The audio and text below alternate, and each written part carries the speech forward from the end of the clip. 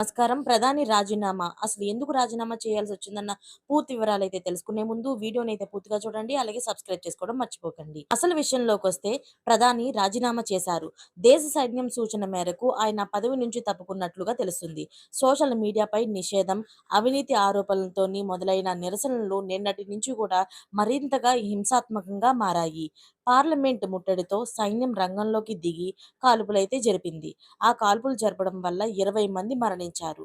అలాగే వందలాది మందికి తీవ్ర గాయాలయ్యాయి. దీంతో ప్రధాని కేపీ ఓలీ ఇందుకు బాధ్యత వహిస్తూ రాజీనామా చేయాలని ప్రజలైతే డిమాండ్ చేశారు.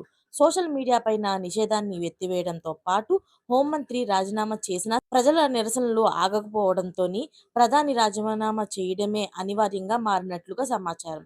అందువల్లే ఆయన రాజీనామా చేసినట్లుగా తెలుస్తుంది. అయితే ఈ ప్రధాని నేపాల్ ప్రధానిగా తెలుస్తుంది. ఆయన పేరు కేపీ ఓలీ. ఈయనే ఇప్పుడు రాజీనామా చేసింది.